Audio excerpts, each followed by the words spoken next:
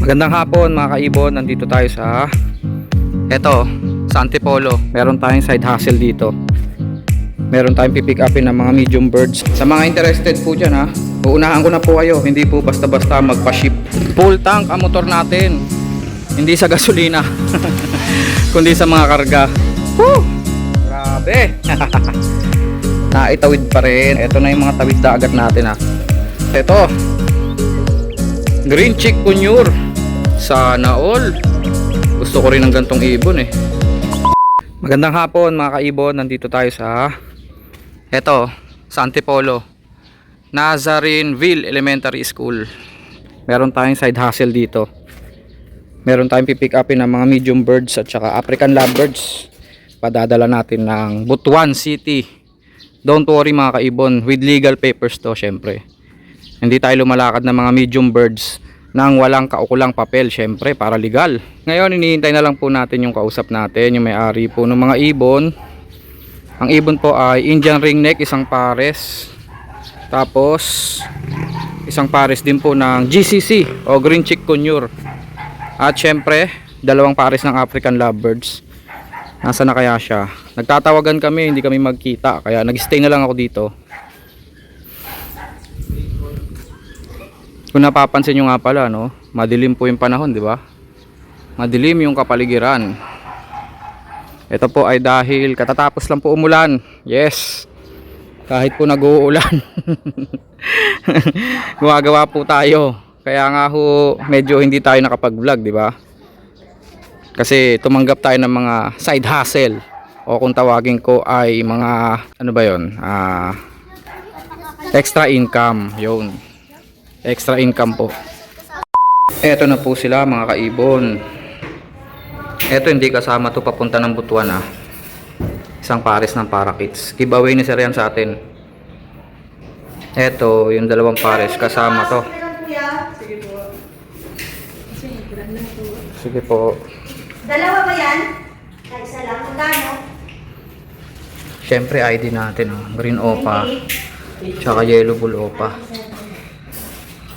Tapos blue opa at far blue ewing opaline. Ito naman green chick conure. Pasensya na, hindi ako maalam sa green chick conure. Tapos syempre isang pares po ng Indian ringneck. Hey, ganda kulay blue. Going po sa Butuan Airport, pero yung pong client natin ay taga Surigao del Norte. Medyo komplikado lang sa airport na yon, hindi ata tumatanggap ng live animals. Pero dun sa Butuan, okay po sila. Kaya dun po natin pararatingin, tapos susunduin na lang po nila sir. Ang shipping po natin ay airport to airport. Meaning po, susunduin nyo po sa airport yung mga ibon na ipadadala natin. Sa mga interested po dyan, uunahan ko na po kayo. Hindi po basta-basta magpa-ship. Expect nyo nang gagastos po kayo ng 6,000 pataas.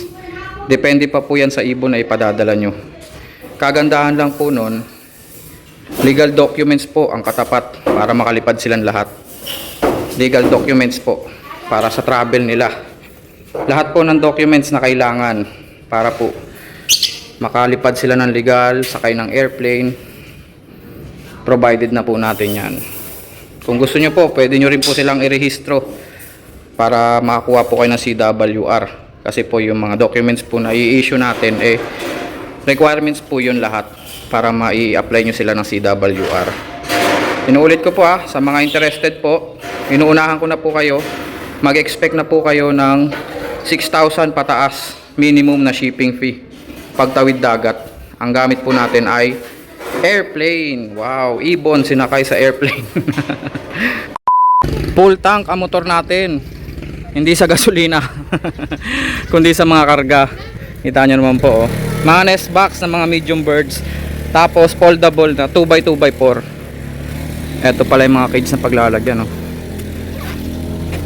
Sana kayanin Tapos syempre nandito yung mga ibon.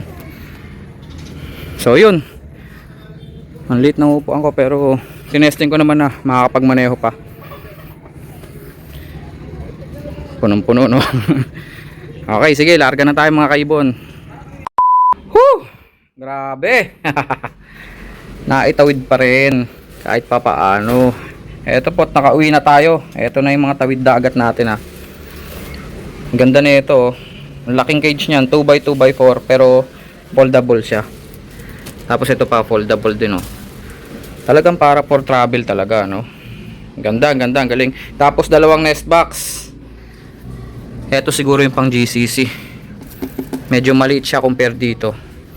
Ito yung pang IRN o Indian ring neck. Yung GCC po, yun po yung green chick conure. Nasaan na yung mga yun? Ito pala sila. Okay. Sayang naman, content na rin natin. Hindi tayo makapag-content eh. Sorry nga pala ulit ha mga kaibon. Hindi tayo nakapag-content last Saturday. Ito po sila oh. Syempre, ito na naman. Parakits po.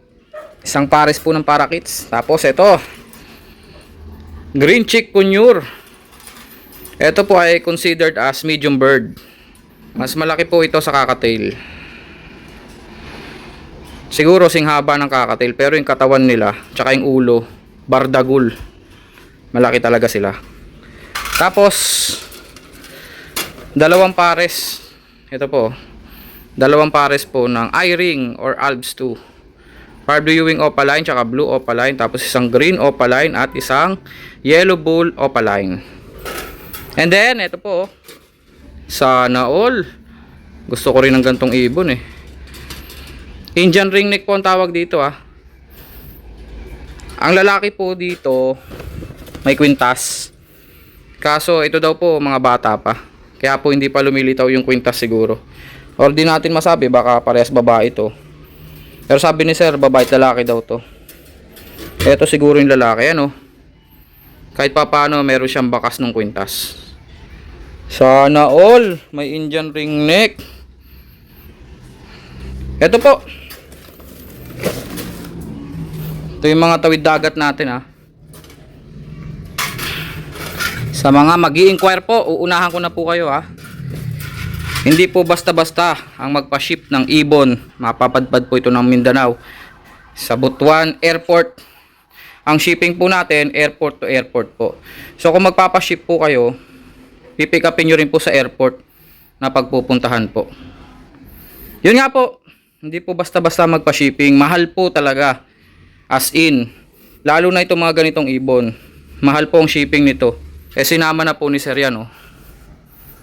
Gagawin po sa cargo po papasok yan. Yan yung mga nest box, cage, sa cargo po yan papasok. Pero huwag kayong mag-alala kasi with papers po lahat ito. Legal documents mapro-provide po natin. Hindi ito ma-ship sa airport kung walang legal papers itong mga to.